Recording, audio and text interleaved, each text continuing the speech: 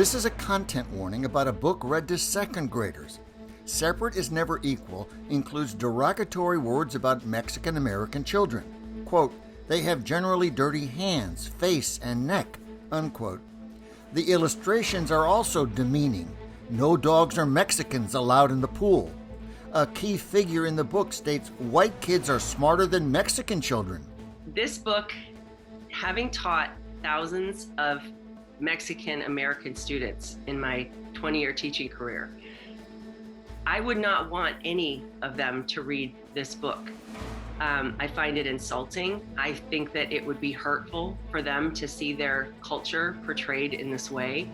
The inflammatory text and illustrations overshadow an amazing true story about a significant early victory in the civil rights movement.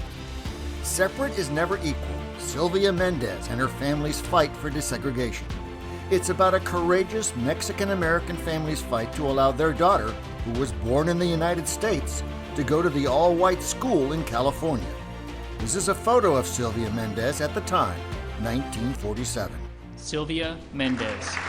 And here receiving the Presidential Medal of Freedom from President Obama in 2011.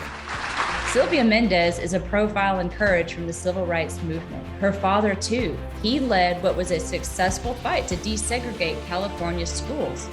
Theirs is a story which must be taught, but at the appropriate age and with a storyline that excludes the ugly portrayal of Mexican Americans. The images are demeaning. Mexican American children eating lunch in the dirt outside school, surrounded by flies.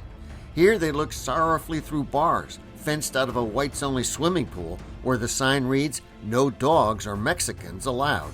The low point of the book comes when the Mendez case goes to trial. That's when the students hear the worst of the degrading comments. The school superintendent tells the court why he won't allow the Mexican children to go to the all-white school. And what reasons does he give? They need to learn cleanliness of mind, manner, and dress.